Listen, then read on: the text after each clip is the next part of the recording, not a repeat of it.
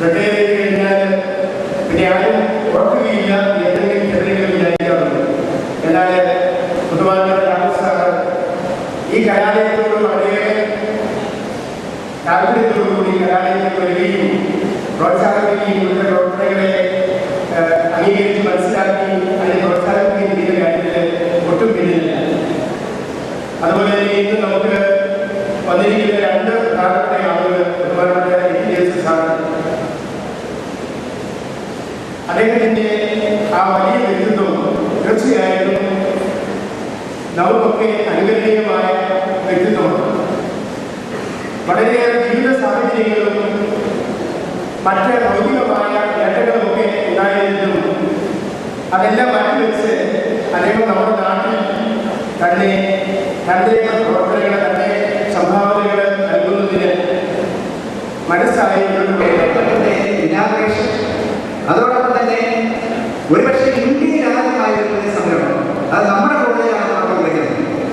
നമുക്കെല്ലാം അറിയാം, ഇവിടെ നിന്നും പാസ് ഔട്ടായി പോയിട്ടുള്ള വിദ്യാർത്ഥികളിൽ ഡോക്ടർമാരായി സേവനമനുഷ്ഠിക്കുന്നവർ ഏതാണ്ട് 77 പേരുണ്ടെന്ന് ഇന്നലെ കൃത്യമായ കണക്കുകൾ സൂക്ഷിക്കുന്ന നമ്മുടെ staff secretary professor P Johnson പറയുകയാണ്.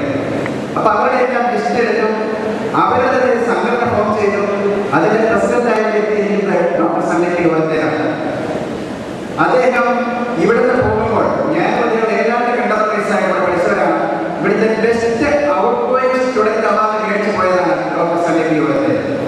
അതിനുശേഷം മെഡിക്കൽ കോളേജിൽ നിന്ന് ഗോൾഡ് മെഡൽ, അങ്ങനെയുള്ള പല കടന്നു ചെന്ന മേഖലകളിലെല്ലാം മായാത്ത വ്യക്തിത്വം വെച്ച റിട്ടയർഡ് ഇവിടെ ജീവിത സാധനങ്ങൾ കണ്ടാൽ തോന്നിയാൽ ഇവ പ്രമുഖയാണ് ഡോക്ടർ സണ്ണി വന്നേര. വാസനയ്ക്കുള്ള സ്ഥാനം അതാണ് ഞാൻ തിരഞ്ഞെടുത്തിരിക്കുന്നതായ വിഷയം.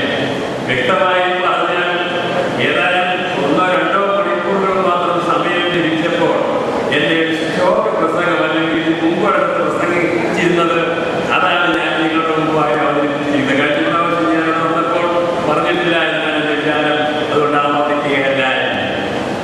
വിദ്യാഭ്യാസത്തിൽ എന്നെ സംബന്ധിച്ചിടത്തോളം മിക്കവാറും നിങ്ങളുടെ അനുഭവത്തിൽ തന്നെ ഏറ്റവും പ്രധാനം ഓരോ വിഷയത്തിലുമുള്ള അഭിരുചിയാണ്. നിങ്ങളൊരു വിഷയം പഠിക്കുവാനായി അഥവാ ഒരു വിദ്യാർത്ഥി ഏത് വിഷയം പഠിക്കണമെന്ന് തീരുമാനിക്കുമ്പോൾ ആദ്യമായി പരിഹാരം കൊടുക്കേണ്ടത് അഭിരുചിക്കാണ്, വാസനയ്ക്കാണ്. ഈശ്വരൻ സൃഷ്ടിച്ചിരിക്കുന്നതായ എല്ലാ മനുഷ്യർക്കും, അടിവരയിൽ ഞാൻ പറയുകയാണ്, എല്ലാ മനുഷ്യർക്കും ഏതെങ്കിലും ഒരു കാര്യത്തിൽ ഏതെങ്കിലും ഒരു വിഷയത്തിൽ അഭിരുചി, വാസന നൽകിയിരിക്കുമെന്നുള്ള കാര്യത്തിൽ എനിക്ക് യാതൊരു സംശയവുമില്ല. വാസന, അഭിരുചി. അപ്പോൾ ആ അഭിരുചി അനുസരിച്ച് പഠിക്കുന്ന വിദ്യാർത്ഥികൾ വിഷയം തിരഞ്ഞെടുക്കുകയാണ് എങ്കിൽ ആ വിഷയത്തിൽ അവർക്ക് സംതൃപ്തി തോന്നാൻ, ആ വിഷയം പഠിക്കുവാനായിട്ട് പ്രത്യേകം ആനന്ദം തോന്നുവാനും അതിൻ്റെ ഫലമായിട്ട് അതിൽ മിടുക്കരായി ജീവിത വിജയം നേടുവാനും കഴിയും എന്നാണ് ഞാൻ ആത്മാർത്ഥമായി വിശ്വസിക്കുന്നത്.